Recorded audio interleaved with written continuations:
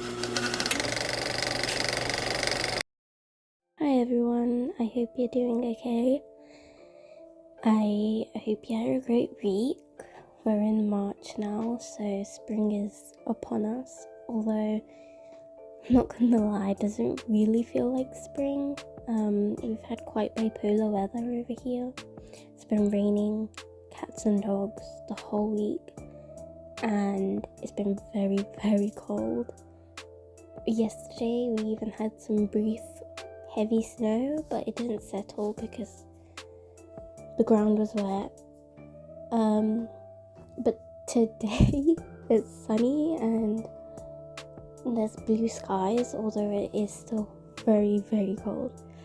So how's the weather where you're living? I hope it's more spring-like than here. I'm kind of excited for spring. I love autumn and winter, but I also love spring. I love transitional seasons. I'm kind of just looking forward to it not being like Arctic weather. So the video I bring this week is a Dozy Doubling episode. So I'm just planning in my how many 2 weeks. For the week, this video will go up, and I thought I will do a voiceover, and I asked some questions over on YouTube on the community page. So some people sent in some questions, and I thought I could answer those while I plan. Say, make a beverage, have a drink, what am I even saying? Have a coffee or a tea or water, or get something to eat. You can even pause this if you'd like, if you don't want to hear me talk. Completely understand that. So before I get into the questions, I just thought I'd tell you a bit about how I'm planning this week. I like to use the printable Megan Rhiannon weekly tracking, and those have just been really nice to put at the top of my habit trackers. Taking a sip of coffee. And what I like to do is divide my week in half, and then on the left hand column I'll write events and stuff, and on the right hand column I'll write to-do lists. I got this new shipment of Megan Rhiannon's new planner stickers, the gloomy ones and then just the updated ones. I love them so much, so I thought I'd plan this week using mainly Megan Rhiannon things. I do have a couple of extra bits, like the washi tape I use is from MD, but most of the things I'm using are from Megan Rhiannon. So I like to look at the March monthly, see what's coming up, just so I know I can add the relevant dates to the week. Taking a breather. I don't know how I'm gonna talk for 30 minutes, but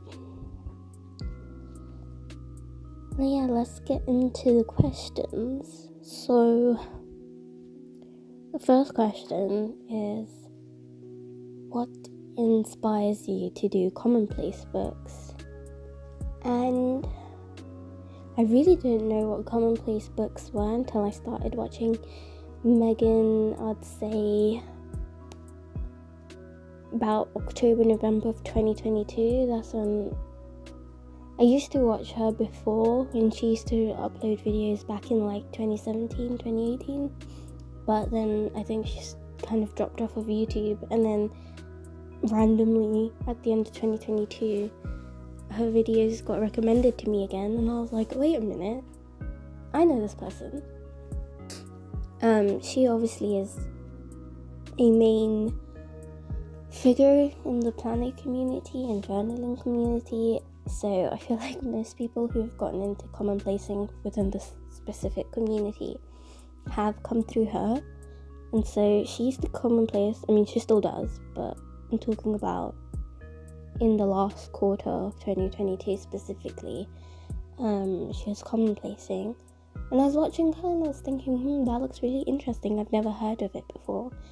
I don't know how I never heard of it before, considering a lot of writers do it, and none of my teachers ever told me about it. I'm not gonna lie. I had my my notes pages in my weeks that I wasn't using, and I thought I could try commonplacing in them. So that's how I got into it. And honestly, I tried it for the whole of 2023, and it was only until like December of 2023 when I found my rhythm with it and what I want to use it for, which is specifically,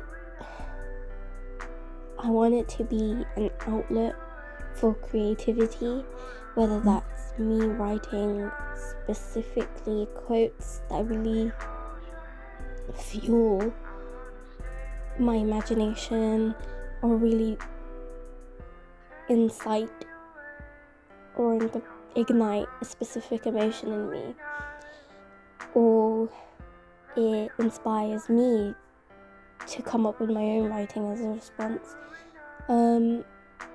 But also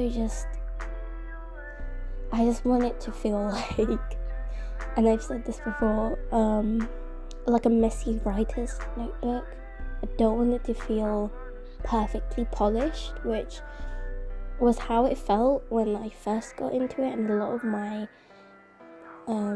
commonplace books, especially my earlier field notes versions, a lot of them do feel very polished and neat and perfect.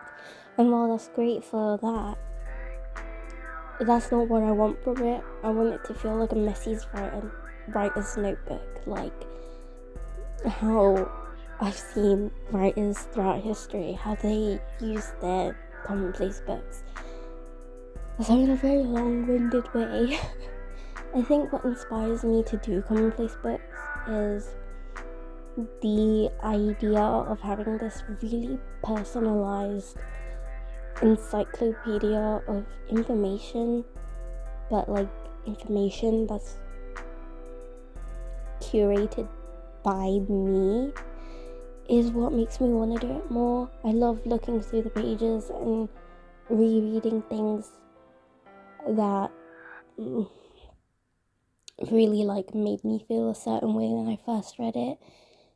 I also love writing notes and adding my own kind of reflection and responses to things and rereading that again. I think what I love about it is it's not functional, if that makes sense. It's not a functional thing. It really is a hobby. It's something that makes me feel very calm, and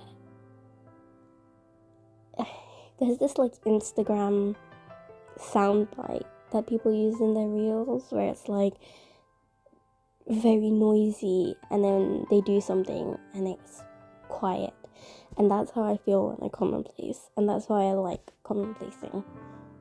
So to sum up that question, which is what inspires you to do commonplace books, is that it makes me feel very at peace, and it truly does feel like a self-care activity. And the next question that was asked is, have you felt more organised since you started commonplacing? And I kind of briefly touched upon this in the previous question, so I'm going to be careful that I don't just repeat what I say, but I don't think commonplacing made me feel organised. I don't think, for me, it was a matter of organisation. I think my planner is the thing that makes me feel organised and like I have my crap together. I think commonplacing has made me feel more creative. I've really, especially since December, when I kind of cracked my own system with it. But since December, I'd say I just felt this surge of creativity and this need to create. I think what helped is I watched this video by Park Notes, who is a philosopher, and he very much has a commonplace book, which is the traditional, very intellectual academic kind. And he has this thing called a contemplatio, where you're just contemplating on everything basically. And I tried my own version of that in my in my commonplace books, in the sense that I don't want to just copy down things. I want to copy them down, yes, but I also want to write why I copied it down. I want to analyze what I'm writing, so it's a bit more engaging and I'm kind of stimulating my brain at the same time. And ever since I started doing that in commonplacing, I've just felt so much more creative, and I feel like I'm coming up with more ideas. I get inspired by a lot more things, and I just want to create, whether that's blog posts, poems, video ideas. Like, I felt like commonplacing has really opened up this like neural pathway in my brain for creativity. So I wouldn't say it's made me more organized, but I'd say it's made me a lot more creative. And I feel like, especially in this day and age of social media, not to sound like a total grandma, but especially in the age of social media apps like TikTok, Instagram Reels, and a YouTube Short, where everything is super rapid, short doses of content, back to back to back to back, it can make you feel like just this like brainless vessel that's being filled with a lot of crap from a lot of different people. And that was very overwhelming. I almost felt like I was becoming less able to think independently because of those kinds of apps. So I feel like commonplacing has helped negate that. So I think if you're personally struggling with how overwhelming apps like TikTok and Instagram Reels can feel, commonplacing has really helped me keep my attention span longer than 60 seconds. Whew, that was a very long talking part. So the next question is, what hobbies / things bring you joy outside of journaling? The first one that comes to mind is video gaming. I love gaming. I have three older, very nerdy brothers who are gamers since I was born, essentially. So I grew up around games my whole life, and we had consoles. We had like we had the PlayStation 1, PlayStation 2, PlayStation 3, PlayStation 4. We had the N64, Nintendo GameCube, the Wii. My eldest brother is a PC gamer.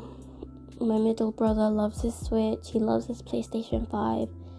And they were the ones that bought me my first DS, my Nintendo DS, when I was 10, or was I 9, 10, and they bought it for me, and they gave me my first ever video game, which was Pokemon Platinum, and ever since then I've loved gaming. And in 2022 I bought my first PC, and it's very special because my eldest brother and I built it together with the help of his friends. So gaming is a very special hobby for me. I absolutely love it. I love playing Valorant. I love connecting with people on it as well. Another hobby, I'm trying to think now. So I bought a cassette player recently, and I've been enjoying listening to music on a cassette player because it feels so much more intentional. And I would be so bad when it came to listening to music. I'd listen to like 1 minute of the song, press skip, and I do that all the time. It's almost like when it came to music, I had a very short attention span. I wouldn't want to listen to it all the way through.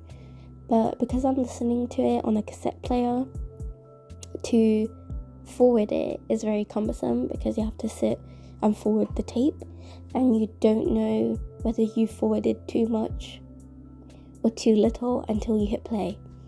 So I don't forward on a tape, and that's made me really sit through and listen to every song and appreciate it. I would have never said that music is one of my passions the way it is to other people, but since listening to it on cassette, I've genuinely had a deeper appreciation for it. I also love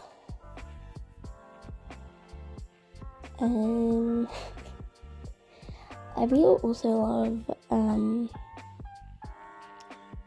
traveling, but I don't have the money to do like going on holidays. So I love staycations in the UK or just visits to heritage sites. I love geography, so I love visiting places with a lot of geographical significance, whether it's a landmark caused by geography or an old historic site. I love experiencing quaint places, and I'd love to see more of those, not just in the UK but in other places. And I also love reading, but I've kind of been in a reading slump. I'm kind of slowly reading some Sylvia Plath poems just so I have something that I'm reading on the back burner, even if it's not, this intense reading session where I'm reading one book a week or whatever. So those are some things that bring me joy outside of journaling. There's so much more I could add, but I will not bore you guys. The next question is, do you have a time of day that you prefer for journaling / commonplacing? Why is that? Do you find it changes based on what you are focused on, whether that's traditional planning versus memory keeping or commonplacing? So I love journaling and commonplacing in the night. I don't know why. Actually, I do know why. I love it because I turn on my lamp, I have my blanket, I just feel way more cozier, and I love my evenings. So I love journaling and commonplacing in the night. I also think journaling in the night makes sense because I have the whole day that's gone. But I also journal throughout the day, but mainly I do like the biggest chunk of journaling in the evening, and I commonplace in the evening, which isn't good for filming because you get this like fuzzy blur because it's like nighttime lighting. But that's just when I like commonplacing. because commonplacing feels like such a self-care activity. It feels very mentally nourishing. I want to do it in the evening when I want to relax. And then planning is something I just do throughout the day.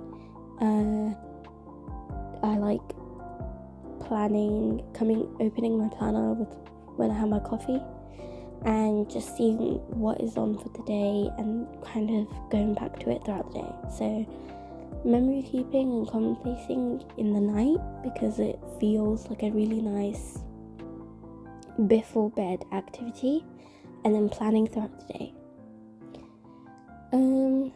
The next question is my favorite books, and if I'm not a big reader, my favorite films or songs or whatever media you love. So my favorite books are, I love this one book called The House of Mirth by Edith Wharton. I absolutely love that book. I've read it a couple of times. I was lucky that I had a module at university called The American Century, and that book was on the module, and I was so excited because studying a book, in addition to just reading it, makes you really appreciate and understand what you've read a whole lot better. And something I noticed in the class was that a lot of people didn't like the main character called Lily Bart. But I loved Lily. I thought she was so ahead of her time and so unapologetically herself. And I really saw a lot in her that reminded her of me. So that's why I love that book. I also love The Secret History by Donna Tartt. That's quite a popular book. I just love it. I want to reread it. When I love a book, I'll reread it. I still haven't because it's in boxes. Well, actually, I think I gave it to my brother and he hasn't given it back. I also love Dracula. I love that it's written entirely in letters and diary entries. It's such an interesting format to a book. So I absolutely love Dracula. I think I've read that like 3 or 4 times. And I also love Howard's End by E.M. Forster. It's about 3 different families who come from 3 different social classes and how they all intercept and come into each other's lives through this one house called Howard's End. And I really love the book. I love the characters. I love the message about how at the end of life and despite everything, connection to people is one of the greatest things. Favorite films? I love Lord of the Rings and The Hobbit. I've rewatched all 9 films way more times than I could count. I have like a yearly marathon. Something about me is if I love something, whether it's a book or a film, I'll rewatch it or reread it multiple times. I also love horror films, so I love The Conjuring. I love Sinister. I love The Ring, 2002. And what other films do I love? I love Coraline. I love Letters to Juliet. That's one of my favourite rom-coms. And my favourite songs right now, I love Burn Alive by The Last Dinner Party and Los Angeles by the Midnight. So the last question is, if you've experienced it, how did you overcome the fear of sharing online? I think it's really easy when it comes to writing, blah, rewind. I think it's really easy when it comes to sharing online. I feel like no one's reading or no one's watching, but it's actually the opposite. It's once you've shared something, it's on there forever, and that can be very daunting. So I think a lot about whether future me will want this online. Also, I'm really good at making people feel like they know a lot more about me than they do. I'm very selective about what I share and when I share it. And it's not that I'm scared of posting online just because I've been brought up on the internet. It's more that I'm very cautious because I've been brought up on the internet. I know what can be considered dangerous, so I think I'm overly cautious, if anything. But I don't really have any good tips for that because I've never really felt this fear. I've just felt a hesitancy. But I think, especially when it comes to, like, let's say you want to post a YouTube video, it's just to be like, who cares? Who cares if I post this and I only get 1 view? Just do it if you want to do it. And that was all the questions. I've spoken a lot. I hope you enjoyed this video. I did planning, but right now I'm also doing commonplacing. As you can see, I think this quote that I'm writing is a very great quote. I'm gonna see if I can try and find it. So that's what I've been writing in this commonplacing segment. But yeah, I really hope you guys enjoyed this video, that I answered the questions well, and I hope you have a great week. Till next time, bye.